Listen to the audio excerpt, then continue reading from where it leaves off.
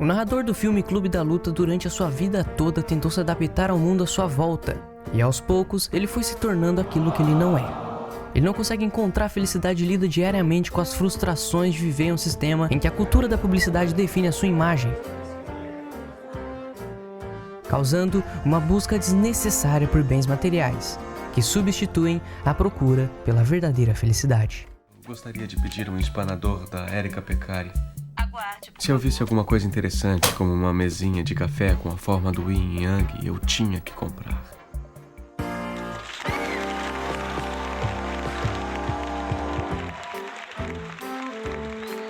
Esse filme também retrata um mecanismo de autodefesa que impede as pessoas de terem qualquer conexão honesta e real com seus verdadeiros sentimentos. Isso cria uma sociedade com pessoas cada vez mais apáticas e frias, que estão tão preocupadas com fracassos e sucessos como se isso fosse resumir quem elas são no final. A minha vida aqui é uma desgraça, é problema o tempo todo.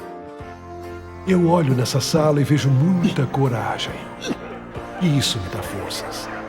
Nós damos força uns aos outros. Vocês estão de sacanagem! Por exemplo, quando o narrador se encontra com a Marla nos grupos de apoio.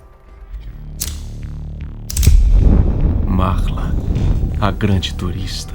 Tudo que eles procuravam era contato humano, honestidade e a possibilidade de chorar no ombro de alguém. Só a ideia de ter que viver o resto da sua vida nessa fraude de felicidade é capaz de levar o narrador à insanidade. Desorientado e caótico, ele então responde ao seu ambiente, criando Tyler Durden. Não se percebe imediatamente que Tyler foi projetado mentalmente pelo narrador, pois estamos assistindo o filme pelo ponto de vista do próprio narrador, que não é muito confiável. Tyler é a pessoa que o narrador gostaria de ser, porque Tyler pode lidar com o conceito da vida de modo idealista, ou seja, ele não liga para os compromissos da vida real. Mas o que é Tyler Durden? Somos consumidores, produtos secundários da obsessão de um estilo de vida. Assassinato, crime, pobreza, isso não me interessa. O que me interessa são revistas importantes, televisão com 500 canais, marcas famosas nas minhas cuecas, Rogaine, Viagra, Olestra. Tyler pode ser considerado como algo próximo ao Ubermensch, que é descrito no livro Assim Falou Zaratustra, do filósofo alemão Friedrich Nietzsche. Nesse livro ele explica os passos através dos quais o homem pode se tornar um além do homem, ou seja, um homem superior. Resumindo, o primeiro passo seria reavaliar todos os valores do indivíduo, sendo assim, rompendo com a tradição ou ideal do homem, revertendo ou fazendo uma transvaloração desses valores. O segundo passo seria superar o niilismo, sendo assim reavaliar ideais velhos e criar novos.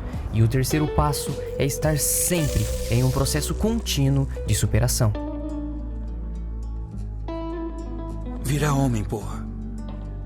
O Ubermensch experimenta a vida com mais intensidade e profundidade do que as pessoas comuns. Ele também cria os seus próprios valores ao invés de apenas aceitar os ensinamentos morais dos outros.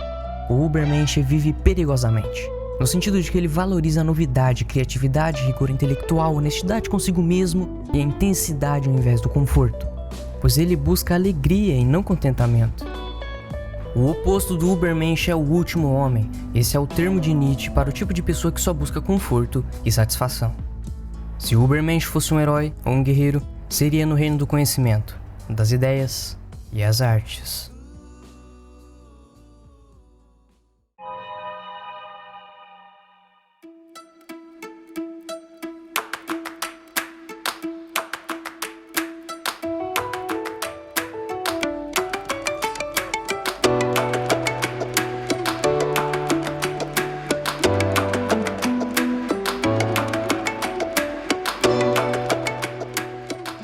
Os nazistas adotaram Nietzsche como o filósofo do nacional-socialismo. Eles ocuparam o termo Ubermensch para designar a raça germânica como superior, e que, portanto, deveriam dominar as raças inferiores. Mas isso é uma distorção grosseira dos ideais de Nietzsche, pois para Nietzsche, o valor está na individualidade, e o seu Ubermensch é um indivíduo totalmente livre. ao contrário do fascismo, que vê valor apenas em um indivíduo como servo do Estado. Ou seja, os pontos de vista de Nietzsche são totalmente em desacordo com os dos nazistas, além de que em seus últimos escritos ele expressa o seu desprezo pelo antissemitismo do nacionalismo alemão.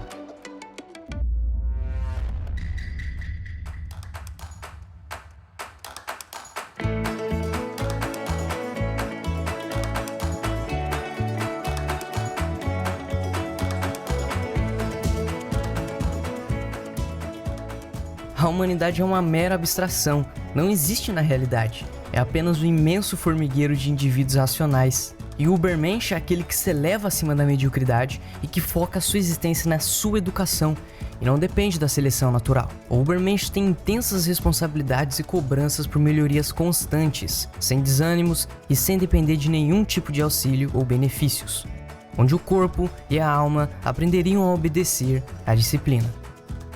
O homem moderno se orgulha demais de si próprio. Ele está acomodado e conformado. Ele abraça os seus ídolos com fanatismo como o único meio de sobrevivência. Nós chegamos ao extremo do medo e da insegurança, e por isso, tão poucos aventureiros. Porém, afundado nessa sociedade moralista, o homem superior nega todos os valores modernos. Coloca a ousadia no lugar de segurança, a autodisciplina ao invés de autopiedade e esquecimento em vez de ressentimento. O homem deve mergulhar dentro de si para encontrar a potência necessária para declinar e deixar essa forma velha de ser humano e criar os seus próprios e novos valores.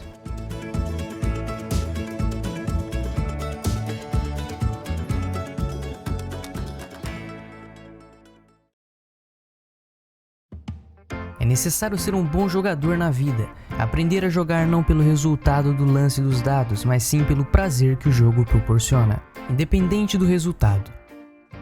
A dor, por exemplo, te torna mais forte. Ela não te amaldiçoa com o sofrimento, e sim te abençoa com a possibilidade de evoluir e ir além dos humanismos pregados pelo homem, ou seja, ultrapassar ideias fechadas, conceitos que mais parecem prisões.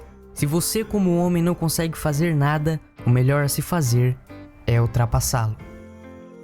E então finalmente a religião, moral, lei, castração, verdade, ciência, humanismo, justiça, bem e mal, tudo isso é deixado de lado.